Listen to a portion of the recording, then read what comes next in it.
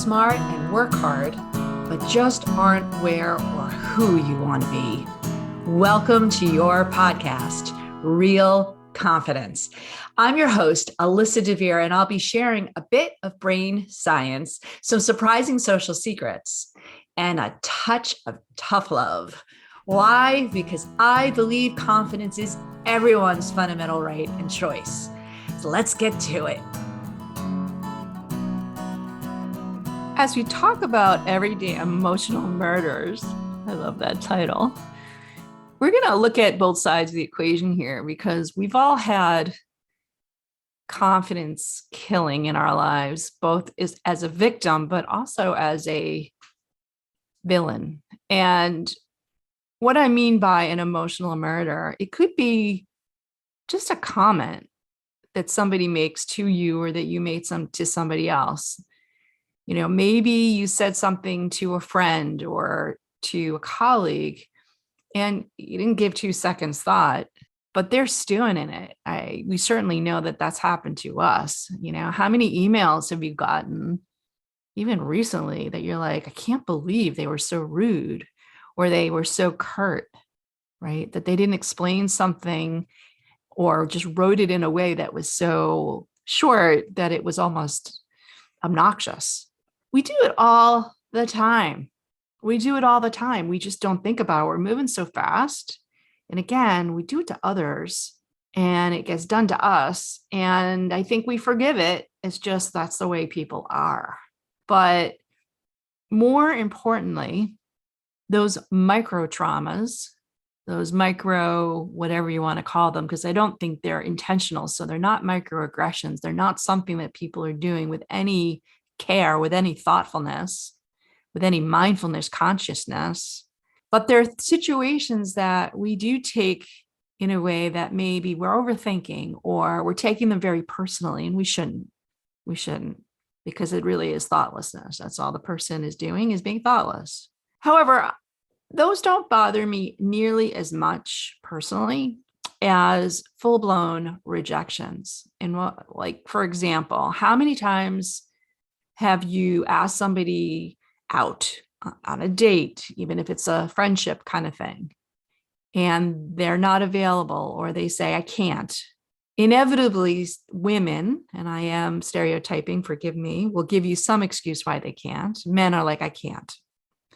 And it's funny for those gender reasons, maybe we don't take offense, but if you have a female friend who's like, I can't, immediately you go to that place that she doesn't like me. So please don't do that, my friends. If somebody can't, they can't. They might have a reason that's just not shareable.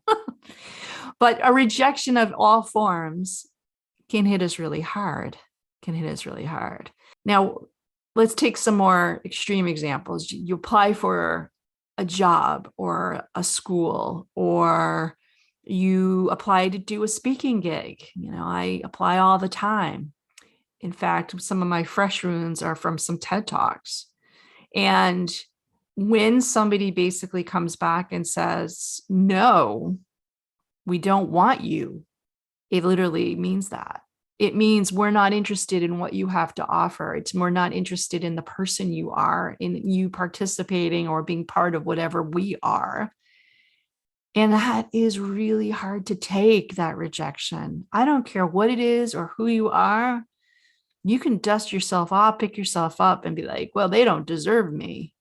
You can say to yourself 300 times in and around, bad timing, or I didn't apply myself completely.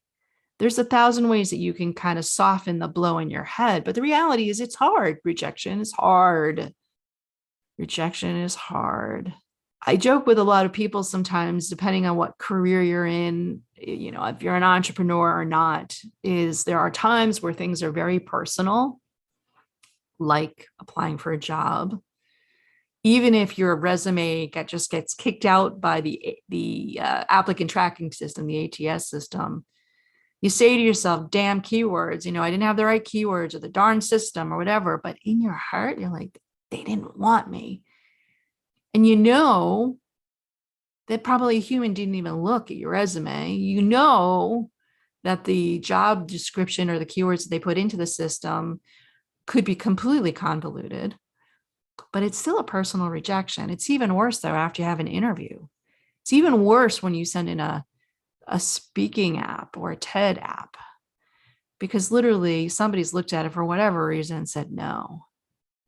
Now, I'm a feedback whore. I admit to that, because if somebody tells me no, I want to know why. I want to know why because, yeah, I'm competitive. I want to know why because I want to learn from it and grow from it. And often I want to know why because I want them to learn, because I want them to realize that if they didn't read my application, they should have. Or if they read it too quickly or made a decision that was too rash, that they should learn from it too. So I have all these relatively selfish reasons, but they're legit. I'll chase down people when they say no, thank you, to really find out. Now, I've talked about this in other podcasts, but here's the reality. It still hurts. It still hurts that it's emotional murder when somebody tells me, no, thank you, Alyssa, we don't want you. So if you ever feel that, or you are feeling that, trust me, you're not alone. You're not alone. What about the trauma of having a really crappy boss? And I say the trauma because really bad bosses may be totally thoughtless and ignorant and all, and they've been put in a position just because, who knows, maybe they were great at their previous role and somebody thought they make a great manager. Maybe they don't have training. There's 1,000 reasons why bad bosses exist. But a bad boss, for whatever reason the boss is bad, subordinates are going to be traumatized by that person.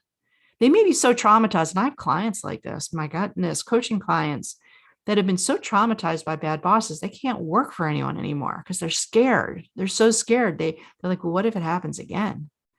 That bad boss told me I was a piece of poop. And I don't have any more of my self-belief. I have no more self-respect. I had a boss, I won't say who it was, a young entrepreneur, and really young, right out of business school, started a company, hired me. I was all but about 40, 45 at the time. And I remember going to the New York office, meeting with all the other employees that were there. And I was by no means the only one over 40, but I was one of the first and certainly one of the most senior. And I remember the young president saying to me, oh, the old people sit on that side of the table. And he was joking, ha, ha, ha, ha. Certainly not what I would consider the most legal or diverse minded. Regardless, again, justifying it inside and outside, it still burned me. It still made me almost jump through my skin to go, what do you mean I'm the oldest person here? And looking around, yeah, I was. It was probably the first time I realized that, but it made me paranoid. It made me so paranoid that even to this day, when I walk in a room, I'm looking around to see who's older than I am. And these days, maybe not so many, but it is a comfort to see people who are of my age now, just from that trauma. So needless to say, bad bosses, yeah, they can do some pretty big damage, some pretty good emotional murdering. And I say good, it's not good. It's not good. So how are we going to deal with it? How are we going to deal with it? Well, I'm going to come back after the sponsor break now, and we're going to talk about some strategies and how to deal with these emotional murders. Be right back. This podcast was sponsored by the American Confidence Institute. ACI trains smart, hardworking people how to use basic brain science to more effectively coach themselves and others.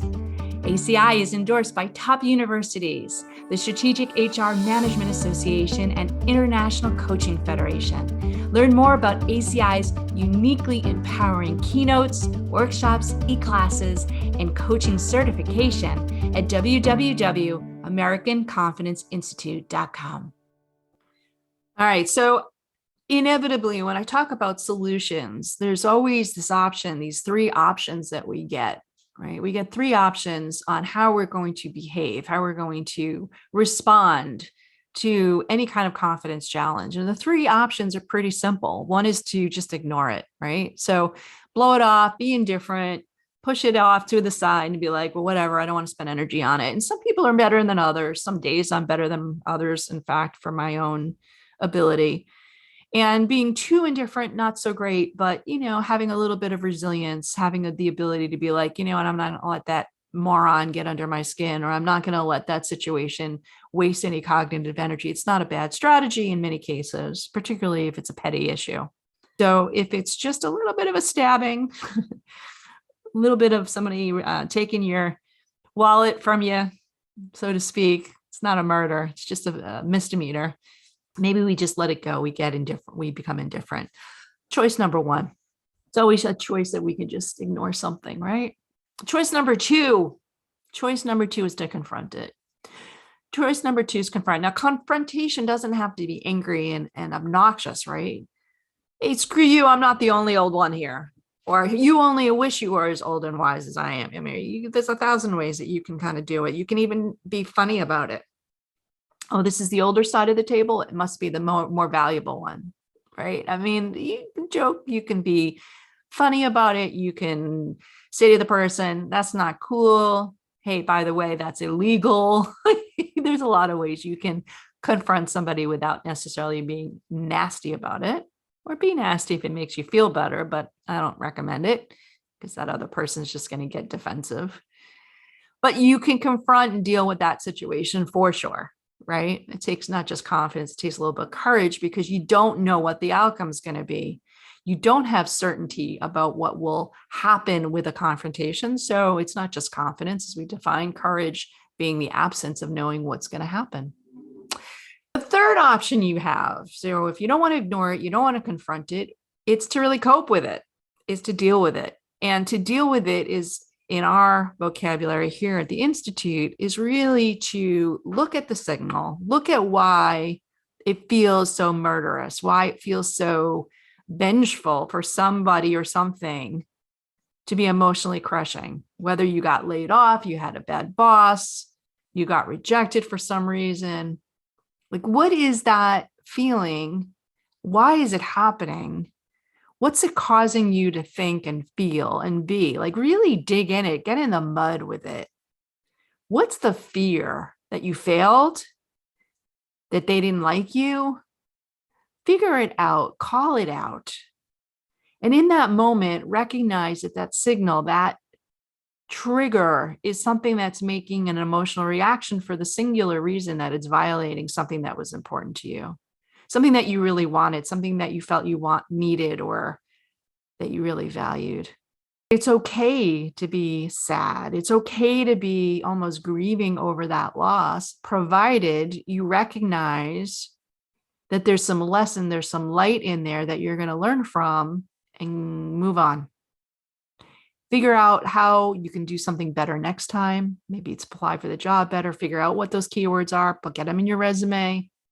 Hire a career coach to help you figure that out, whatever it might be. Go back, get feedback. Use that signal as a message that, this didn't work out because I really wanted it, and I'm going to figure out how to get it next time. You have that option. And all that activity, from calling it out, giving it a name, that stupid young boss, making it a story with characters, objectifying it, that actually puts it all in your prefrontal. And when you start to think about it in an analytical way like that, stays in your prefrontal, a little bit further away from that emotional fire pit of your amygdala and your limbic system in your brain, so that you can be much more rational. You can be almost objective, that you don't have an emotional murder, but you actually suit up with some psychological armor, which is all in your prefrontal. It allows you to be smarter, strategic. Now, can you get equally nasty in that moment? Of course you can. I'm going to get him, but better off. That wasn't good. Did not like that. That feels like crap. I'm not going to let that happen again. Here's how. So I know it sounds easy as I'm saying it, but there is a way you can do it. And the simple way is this: recognize when you have one of those moments, that murderous emotional trauma. Identify it first and foremost. Identify, call it out, give it a name, just like a bully. Call it out. And sit down and try and figure out how you're going to tackle that. We have a methodology in our coaching library. I welcome anyone to dig into that for sure. But if nothing else, without going into great depth on the methodology, what am I going to do about it next time? How am I going to deal with it in a more productive way? Because I don't want to waste emotional energy. I certainly don't want to be murdered over something like that. Ooh, tough conversation here. Little bit on the esoteric side, but here's the truth, folks. We all have scars. We all have these opportunities to be hurt, to hurt others. And 9 out of 10 times, the bottom line is people are just being thoughtless. People are not aiming to hurt you, but yet when they do, learn from it. Figure out how you can avoid that. And just maybe not only will you not get hurt next time, maybe you won't hurt somebody else accidentally too. So before we completely wrap up, I want to let you know that full transcripts and show notes for this and other episodes can be found on the website, www.americanconfidenceinstitute.com/podcast.